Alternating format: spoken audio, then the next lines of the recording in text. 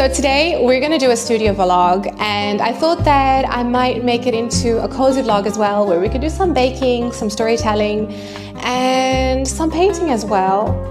I think that would really be great to like chit and chat for a little bit. But first, of course, you guys know the drill. I need some tea and we're gonna make some tea in this lovely teapot of mine.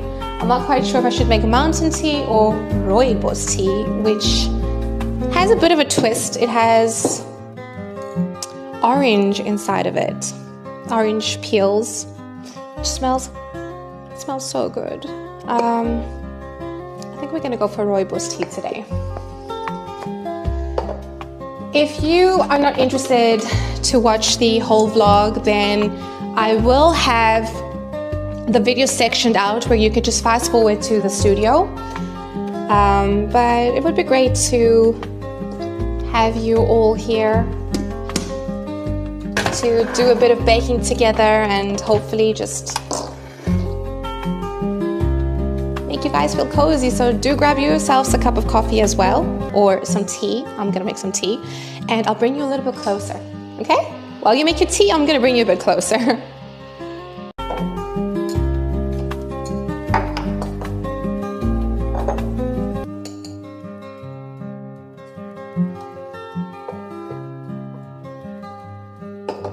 So today we're gonna make carrot cake from one of my mother's most favorite recipe book. Sadly, she was diagnosed with rheumatoid arthritis at a very young age, which has led her to be disabled.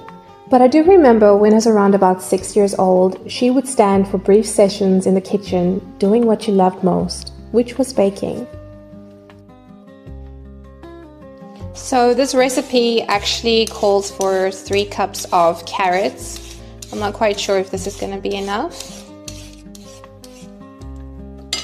If not, I'll just cut up some more. Or if it's too much, I'm sure my little bunnies are gonna eat them. They love carrots. Who doesn't? I love eating carrots too.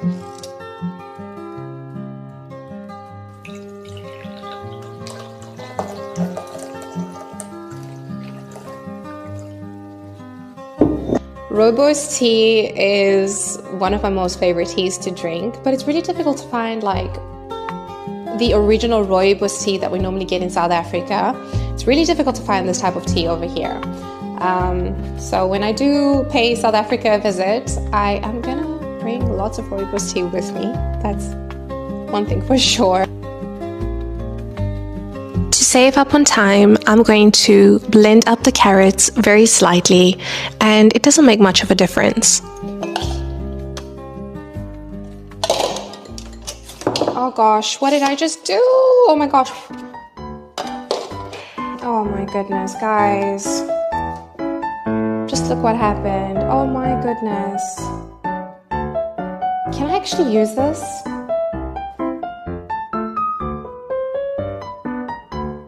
I think I can still use it. I think I caught it in time. Oh gosh, I'm shaking right now. I think I'm just gonna put like tape around it.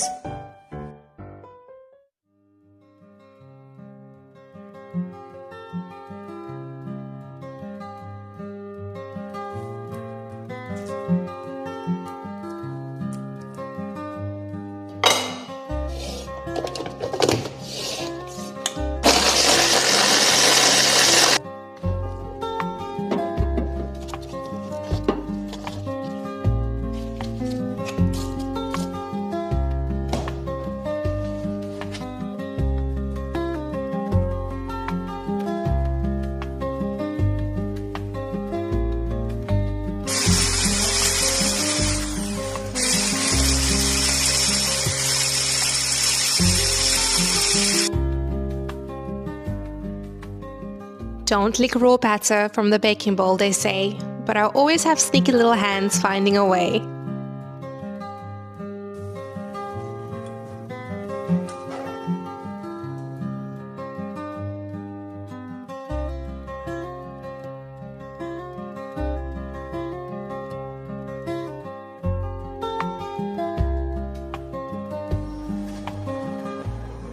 So while our cake bakes in the oven, we're gonna head upstairs. I'm gonna show you some of the previous studios I had, and then we're gonna do the big reveal. So it all began 5 years ago when I decided to make my art my profession. I used to draw on this little desk, and I used to share it as well with my little ones. It was in my lounge and I didn't really have a separate space. We then moved to Greece and we had an extra room which we turned into my kids' playroom. I used one corner of the room to put my desk in, and that's where I used to paint and improve my skills. 4.5 years later, we moved into our new home, and here we are painting and getting things ready for my new studio. We have a big space upstairs, and initially I had my studio in this space, but I just felt like I couldn't really do much. The view was amazing, but still, it just did not feel cozy. So I decided to move into the spare room, which is currently my studio right now, and I'm so glad that I made that decision because the space up here feels amazing. This is the before, and now, welcome to my creative den.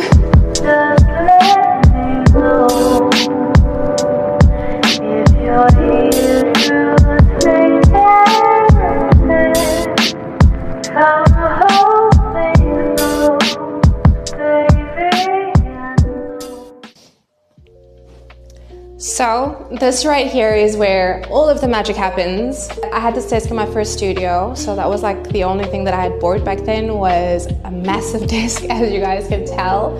And I remember that the kids used to paint with me on this desk as well, which was great. Or when they were like doing their homework, they would sit like on the one side and I'll like sit on the other side and sketch while they do their homework. I want to show you a few of my art supplies. So I do keep my art supplies minimal. I normally work with watercolors and then add a layer of pastels and pencil colors as well. So I just feel like you don't really need a bunch of supplies to create something cozy and beautiful. And I don't have like many paintbrushes. I normally always find myself working with these two paintbrushes and a really tiny one here as well. It's much more thinner. I have this easel on my desk. It's a desk easel that can be positioned in an upright position, which is really helpful when I paint with my watercolors. I'm gonna leave it down for now. And what is a studio without fairy lights? Like, I had to add fairy lights on my desk. I just feel that it gives a very cozy vibe. This is my little frog friend. I'm sure you must have seen him in some of my videos on Instagram. He's always here just chilling on my desk and giving announcements. I think I should add him more in my videos. What do you guys think? And these little strawberries. These are actually like salt and pepper containers, but when I saw them I just really found them cute. Look at them. Of course we need a little clock over there to tell the time. Mr. Mannequin, he does inspire me a lot as well, and I guess he wants to say hi. I'm gonna say hi, Mr. Mannequin. I do keep this tray next to my desk, and I have like my watercolor paper that I use, which I love to use cold pressed watercolor paper. I just love the texture that it gives my illustrations. I also have my palette over here, some candles, little water containers, and I just normally keep that right next to my desk. What is a studio without plants? I feel like a studio's most essential element are plants. I have 3 plants in the studio currently. I've had this pothos plant in my previous studio, and I feel like a pothos plant is the best plant that you can have in any space in your home, especially if you want to put them like on shelves, because they just grow so long. I just keep on cutting this one, and isn't it just gorgeous to have like a hanging plant in your home? I adore it. Meet Mr. Potter, which is my snake plant. Apparently snake plants are very hard to kill, but I confess I've killed one before. Yes, I have. And I think it's because my kids were secretly watering this poor little plant and we killed it. This plant does not need a lot of water, apparently, so I just make sure that I water it every like 2 weeks or so. And then we have this beauty over here. I'm not quite sure what this plant is called, but I will definitely link it somewhere in the video. This plant just grows so big and the leaves are so massive and beautiful, and they're quite shiny as well. They have very nice and shiny leaves, also very easy to take care of. I'm not very good with plants, but so far, touch wood, my plants are doing great, especially these 3 types of ones. I would like to show you guys this painting right over here, so I'm going to bring you a little bit closer. It's a painting that I've done a few years back, and so visiting the Okavango Delta, you are sure going to see a lot of elephants and hippos and maybe some crocodiles, which thank goodness we didn't see any crocodiles when we had visited, but we did see a lot of elephants, and that's one of the reasons why I drew this elephant right here with an earring that symbolizes the sunset, because we normally used to go and sail on morocos, I think it's called, morocos, while watching the beautiful sunset, and there were a lot of birds in the sky as well. So I don't have a lot of pictures of that time back then, but I do have this painting right here that I feel like symbolizes a lot. I was, I think, around about 10, 11 years old. I did live in Botswana for a few years as well when I was much younger. And Botswana really holds a very special place in my heart. Here is my fairy world hung up on my wall. I let my husband make me a wooden frame where I could place all of my illustrations right inside. I think it really looks pretty in my studio, especially the wooden element with the white. Illustration gives me Alice in the Wonderland vibes. It is a little bunny with her friend tiger. And I really don't know what he's doing inside that cup. And why is she giving him a spoon? Wow, do you think they bit the cake? I don't know. So on the other side, I have this shelving area where I keep some of my books and art supplies. And some packaging supplies as well. So I thought that I'd show you some of my favorite reads, which is definitely A New Earth, The 5 a.m. Club is also a wonderful, wonderful read, and of course Atomic Habits. Like, these 3 books is a must read. Also another great read is Stuffication and Limitless.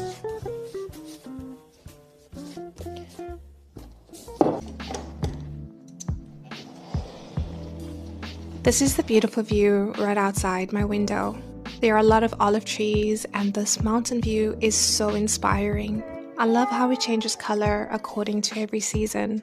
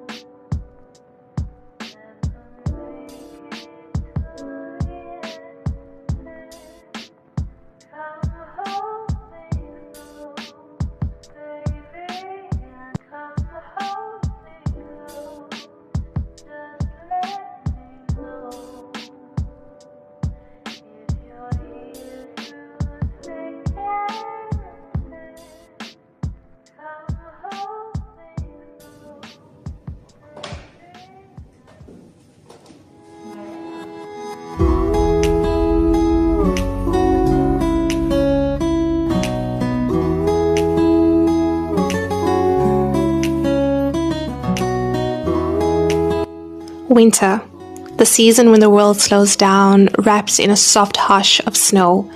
There's something beautiful about the way the cold air makes everything feel crisp and new. It's a season of warmth, not just in crackling fireplaces and thick wool blankets, but in the small joys, steaming mugs of tea, the glow of candlelight, sweet cuddles at night. Bare trees stand like elegant silhouettes against the silver sky, and in the stillness, there's a sense of peace, a reminder that rest is just as important as growth, and that even in the cold, beauty is everywhere. Winter isn't just a season, it's a feeling, one of stillness, reflection, and warm comfort.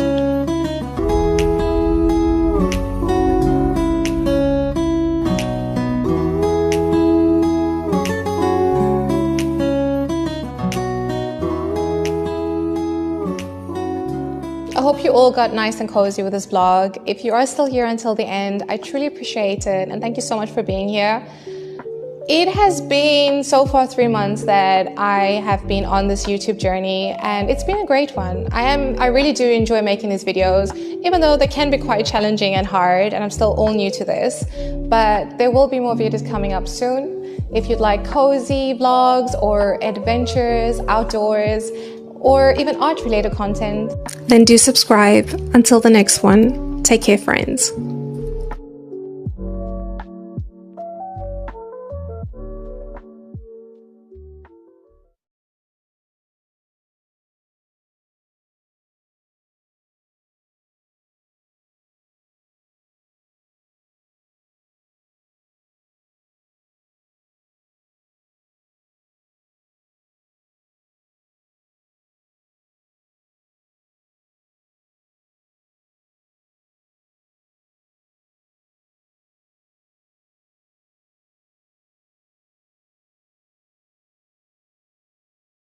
Then do subscribe, friends. I'll see you on the next one.